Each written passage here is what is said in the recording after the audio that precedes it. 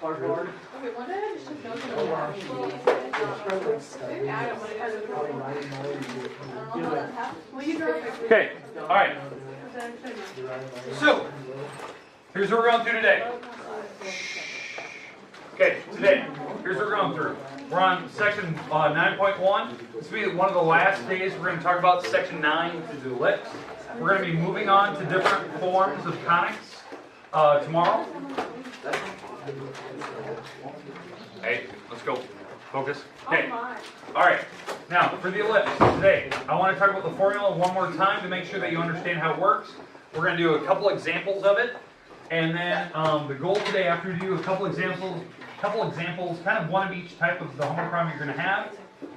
Then I'm going to turn you loose. I'm going to try to go through these pretty quick because the problems I'm going to assign today are fairly easy. I believe that they're super easy, and I want to show you kind of what to do with them.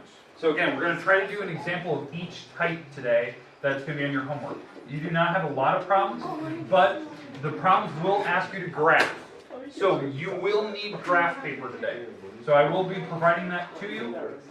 So you will need some form of graph paper, and I will make sure that on my website today, if you misplace yours, you can always go to the website and print one out. Just click on the graph paper that will be below my assignment, and you can print off a new one. Okay, so I always try to make sure that if you need it. You will need almost every single graph on the paper I provide you, except for one. So try to use pencil, but you do have one in case you make a huge mistake. So try to use pencil when we get to it. Okay, try to give me one of the ones from problem 1 through 17 in that range. It doesn't really matter because he's just asking for graph. Okay, all right. Hey, okay, hey.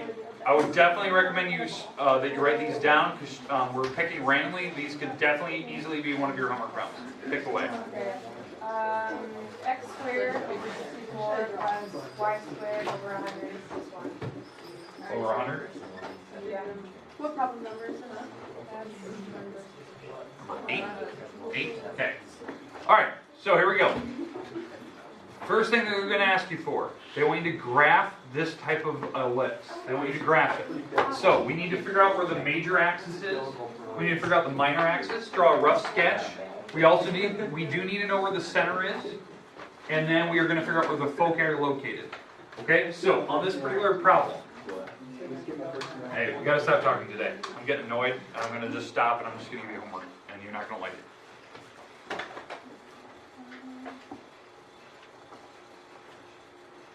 Okay, all right. Which one's my major axis? Which one's bigger?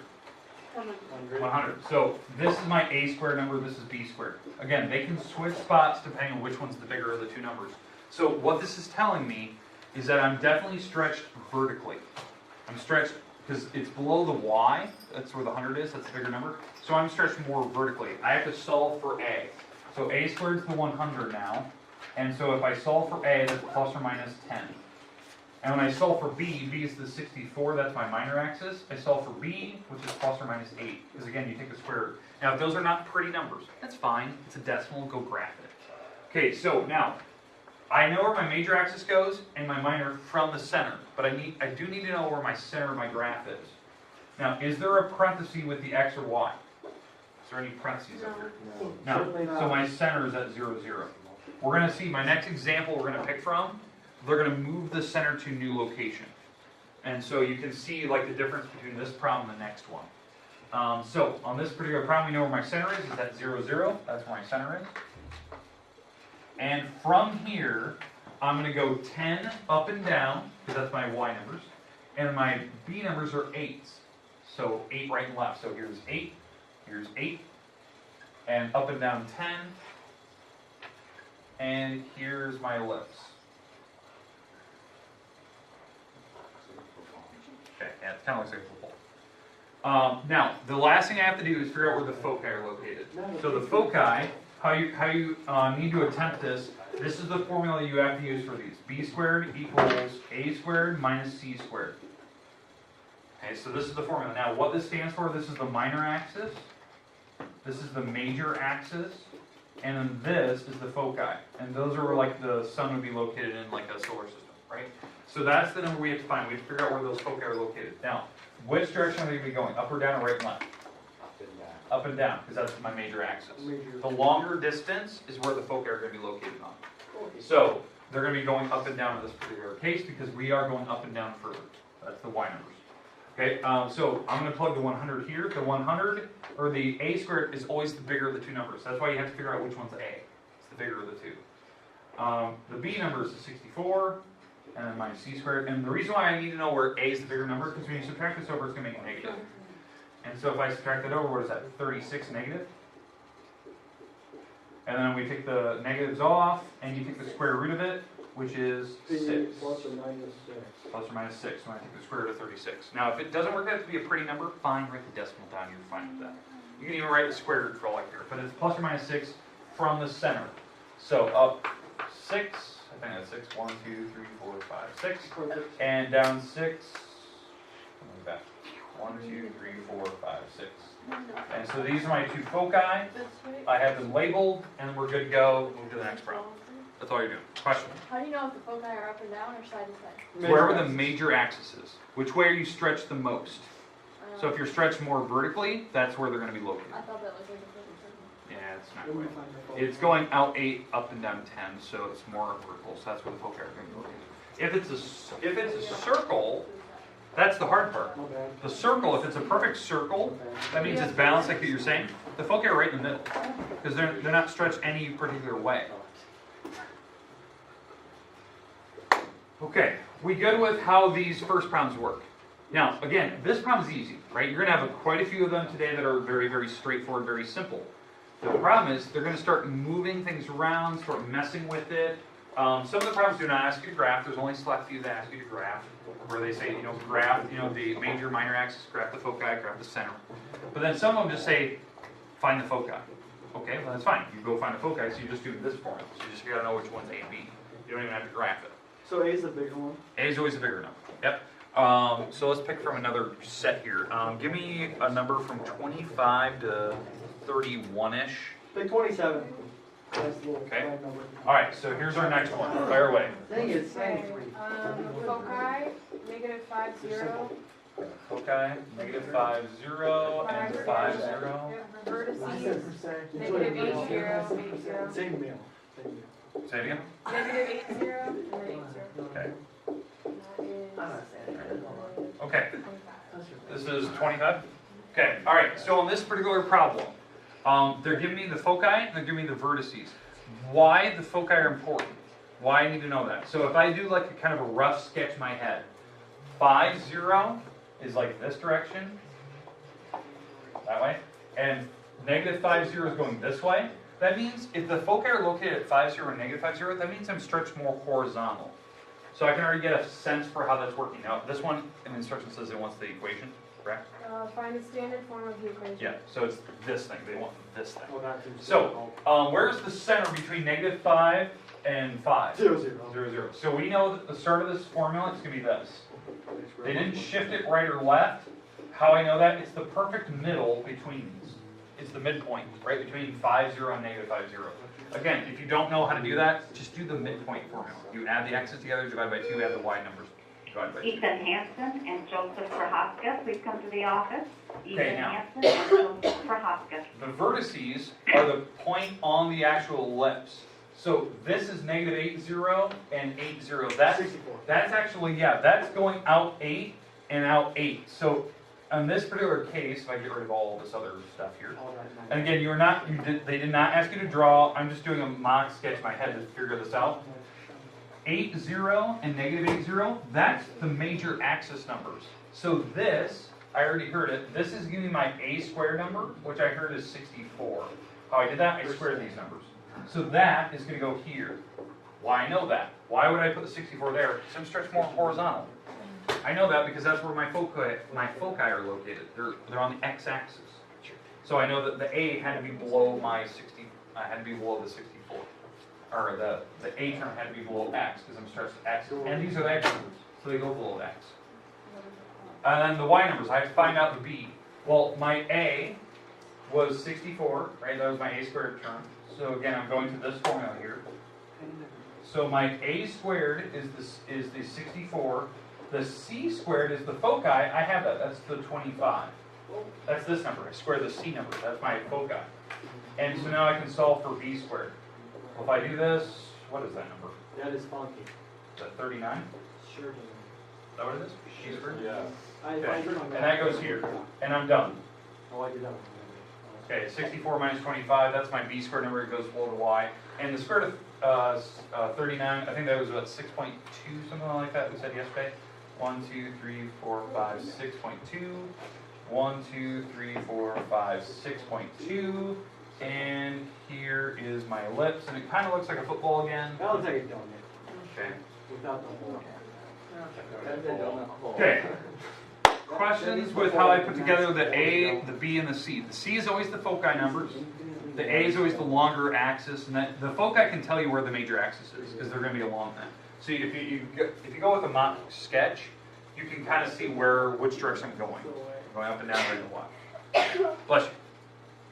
And how I knew it was the center was 0, 0 is because where the foci landed. Center was 0, 0 right between them. Again, they are not asking you to graph this. This is the only thing they wanted. Some people are just very good where they just know the A and they know the C. They can just do this and then immediately write down their formula. I always like to do like a mock sketch because I don't know where 0, 0 is. I don't know where the center is unless I see it visually. I'm a very visual person, so I need to see that. But again, you can just draw a mock sketch, but you don't need to on that problem. Okay, flip the page. Let's go to, pick one from like 37 through 50, somewhere in that range. These are, okay. All right, so, hey, we good so far? Yeah. Okay, let me start and stop the camera here real quick, hold on.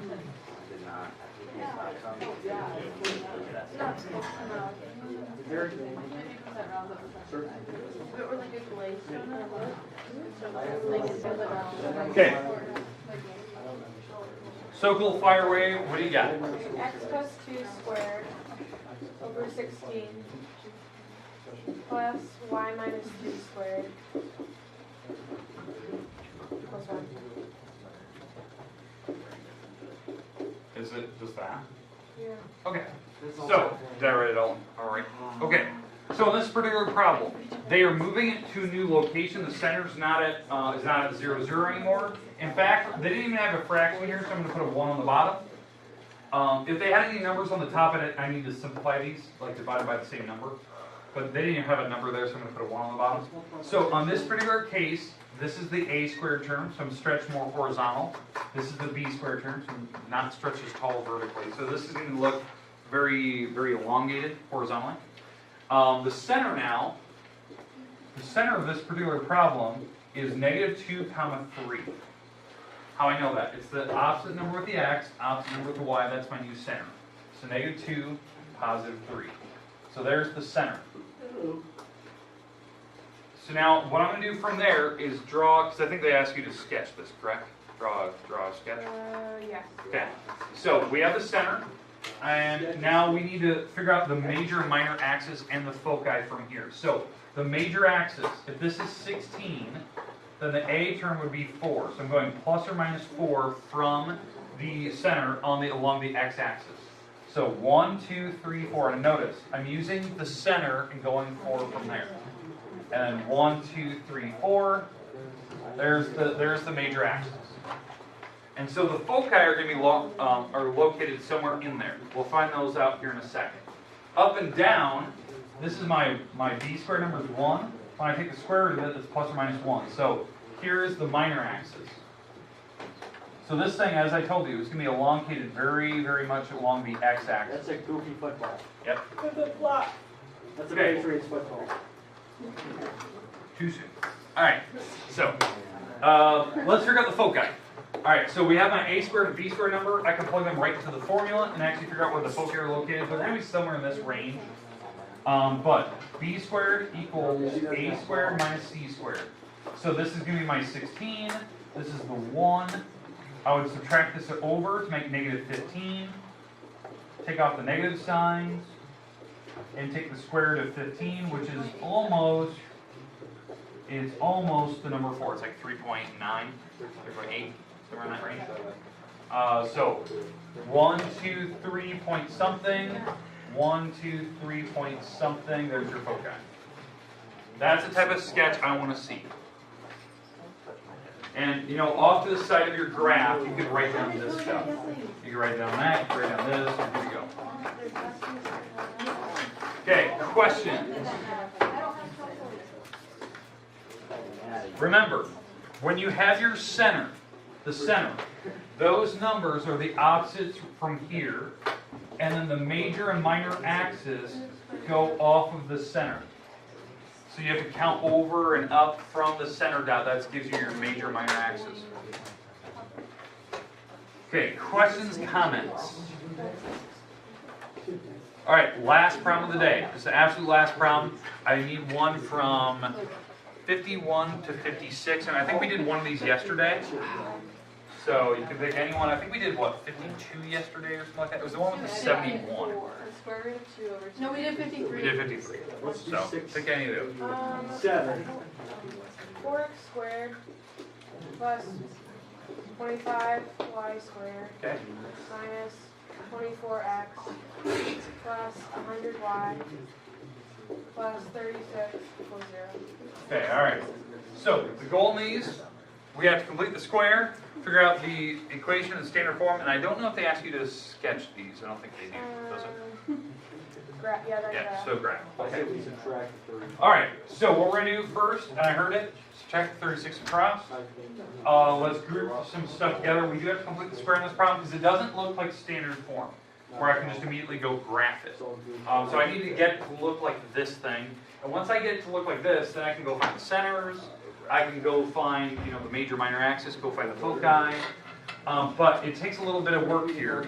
How I know that this is already an ellipse, it's got an x squared and a y squared, because that's required if you have a circle object, circle type of object.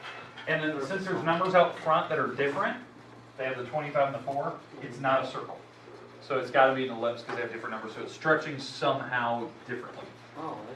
So that's kind of like, when I look at a problem, I can kind of immediately tell. I'm hoping this one is the one that turns out to be a weird fraction, so I kind of want to show you one of those. But anyways, let's group things together. So I'm going to group the x's together. Let's group the y's together. And then I'm going to move that 36 to the other side, and it becomes a negative 36, because I'm going to subtract it. Okay, questions, comments about what I just did? Let's complete the square. I need to factor out the number that's sitting in front of the x squared. 4. Yep, and don't take the variable, just take the number. So it'll just be the 4 that I'm taking out. So when I take out the 4, that's x squared minus 6x. So I'm dividing both by 4. And then the other one is I'm going to take out the 25 here. So that's going to be y squared plus 4y. Because again, I'm dividing both by 25. And I have the negative 36 on the other side. Okay, questions on the setup on completing the square. You group them, you factor out the number if there's one sitting there. If there's no number, you don't have to do that. Now, half the middle squared. Even if this is a decimal, you can still take half of it and still square it. So half the middle is 3, we square it, that's still 9. And we take that times the number out front, and you add that to the other side. Oh my gosh, that cancels. Yeah, that's kind of nice. So that cancels out 36. Now, on the other one, half the middle is 2, we square it, which is 4. You take that times the number out front, and that's 100, and that's what I add to the other side. Even if this was negative, that's fine, you have a negative number on the other side. Oh, I have a question. It's a Why are you really- adding them? Oh, because it's positive, Yeah. so I'm adding, yep. All right, so at this point, now I can factor, and we can get to what I have. This thing can factor perfectly. It's x minus 3 squared. This part is going to be y plus 2 squared, because it's a trinomial that factors out perfectly. And on the other side, we're just left with the 100. The last step that I'm going to have to do here is divide both sides by 100, and then it will get to standard form. Now, when I do that, and I divide everything by 100, because I want to get the 1 on the right side, and then the other fractions, I'm just going to divide them so I get, there's no numbers out front of the parentheses. So when I divide that first fraction by 4, this is what I get. because I divided the top and bottom by 4. So I took the 4 divided by 4 and the 100 divided by 4. And on the other one, I divide both the top and bottom by 25 to simplify that, which is just a 4 on the bottom. And then the 100 divided by 100 is a 1. Because again, I'm simplifying the fraction as I go. So, questions, comments about that step? Does it always happen that the 4 and the 25, like they crisscross? That's going to happen usually. That's just the way they made these problems. They're perfect squares. You'll see that pretty much every problem. I think there's only one that you'll get a weird decimal, but it's fine. You just graph the decimal. Yeah. Because it would be like, they had like a 15, there's a 2 on the top. So you'll divide both by 2, so it'll be like a 7.5 down there instead, which is fine. Alright, but anyways, I can graph this. Let me get rid of the graph that I have already. I need to figure out the center. The center for my particular problem is going to be 3 comma negative 2. X plus 4. That's my new center. Now how I know that, this is the opposite with the x, this is the opposite with the y. 4. So 3 comma negative 2, so there's the center. 64. I'm gonna go this is my a squared number, so I'm definitely stretched along the x-axis further. And it's my b squared number, because again, a is always the bigger number. So I know I'm stretched more horizontally, because it's below the x. That's how I know that. So my a number is actually 5. If I actually solve this, like solve for a, it's actually a 5. So from here, I'm gonna go 5 right and 5 left. 1, 2, 3, 4, 5. 1, 2, 3, 4, 5. So there's the major axis. So that's where my foci are going to be located. And for the B, yeah, I'm going 2 and 2. So I'm going up 2, down 2. So it's kind of like the last one, just a little bit longer. And now I have to figure out where the foci are located. So 25 minus c squared equals the 4. That's b squared equals a squared minus c squared. We subtract this over, that's negative 21. We get rid of the negative signs, and you take the square root, and the square root of 21 is not quite 5, it's like 4 point something, 4.7. 1, 2, 3, 4 point something. 1, 2, 3, 4.58257 or something. something like that. And so there you go, there's my sketch. And again, how I do it is that way, because that's the major axis, that's where the foci are going to be located. And it would be hard to go up 4 when it only goes up to 2. You will need a calculator today. You will need graphic, which I'll hand you to you here in a second. Here's your homework, which I'm going to make due next Tuesday. Yay! Yeah, all weekend, we work hard. All right, here we go. Work hard. And I will give you time tomorrow to work on it. So, Yes. no worries about that. So, it is page 883. Oh, that's really good. All right, now, just to pre-warn you, there's a lot of like sets grouping here. You have to be careful whether I'm writing, evens or odds. So be careful. So page 883, 4 through 12 evens. The next part is 19 through 23 odd. 26 through 30 evens. 37 through 41 odd. And 52 through 56 even. Now, obviously, since you guys were picking, you guys have actually picked a lot of the problems I've already done. So good choice on those. I think you've actually picked almost one from every set so far. So, but there you go. Lots of evens and odds. I think there's 11 graphs, but everything else is just like, tell me the major axis, tell me the minor, tell me the formula. So just be careful on that. 4 through 12, 19 through 23, 26 through 30, 37 through 41, 51, 52 through 56. There's no story problems in these. That will be coming up at the end of the chapter, so be mentally prepared for that. Are we going to know how to do story problems on the test? Mr. Ward, what is